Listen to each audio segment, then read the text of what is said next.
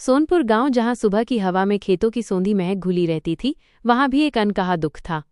गांव के लोग प्रकृति के करीब तो थे, पर बीमारियों के जाल में उलझे रहते थे। हल्की फुल्की सर्दी खांसी से लेकर बूढ़े रामलाल काका के जोड़ों का दर्द तक सबने उनकी खुशियां छीन ली थीं।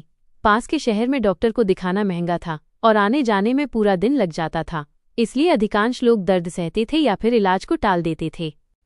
ठीक इसी समय एक बदलाव की बयार आई। सीमा दीदी की गांव में आयुष स्वास्थ्य मित्र के रूप में नियुक्ति हुई। सीमा दीदी आयुर्वेद की विद्यार्थी थीं। उनकी मुस्कान में अपनापन था और बातों में जड़ी बूटियों का ज्ञान। वो सिर्फ एक स्वास्थ्यकर्मी नहीं थीं, बल्कि गांव की अपनी बेटी बनकर आईं। एक सर्द सुबह रामलाल काका लाठी टेकते हुए, दर्द से कराहते हुए सीमा दीदी के पास पहुंचे। सीमा दीदी ने उन्हें देखा। काका, बैठिए। ये दर्द तो ठंडी प्रकृति और हड्डियों की कमजोरी की निशानी है। आप दवा क्यों लेते हैं? प्रकृति के पास इसका सरल उपाय है, उन्होंने मुस्कुराते हुए सुझाव दिया। सुबह गुनगुने तिल के तेल की मालिश कीजिए और रात को सोने से पहले एक चुटकी हल्दी मिला गर्म दूध पीजिए। तेल अंदर से गर्मी देगा और हल्दी सूजन कम करेगी। काका ने श्रद्धा से ये उपाय अपनाया। कुछ ही हफ्तों में उनकी लाठी का सहारा कम हो गया।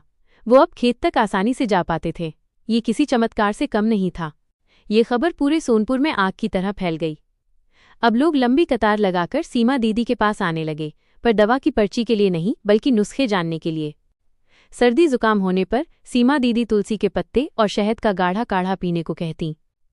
बच्चों का पेट दुखता तो तुरंत अजवाइन को गर्म पानी में उबालकर पीने का सुझाव देती। कमजोरी और थकान महसूस होने पर महिलाओं को शक्तिशाली आंवला और शतावरी का सेवन करने को कहती। गांव वालों ने जल्द ही ये महसूस कर लिया कि आयुर्वेद सिर्फ बीमारी को जड़ से नहीं हटाता, बल्कि शरीर की रोग प्रतिरोधक क्षमता की ढाल भी मजबूत करता है। कुछ ही महीनों में सोनपुर बदल गया। अब यहाँ दवाओं की तीखी महक की जगह हल्दी और अजवाइन की खुशबू थी। लोग छोटी छोटी तकलीफों के लिए सीधे मेडिकल स्टोर की ओर भागने की बजाय अपने घर के किचन गार्डन और सीमा दीदी की सलाह पर भरोसा करते थे। सीमा दीदी यानी सोनपुर की आयुष स्वास्थ्य मित्र गांव के लिए सिर्फ एक योजना नहीं, बल्कि आयुर्वेद के चमत्कार का जीता जागता प्रमाण बन गईं, जिसने पूरे गांव को नवजीवन दे दिया था।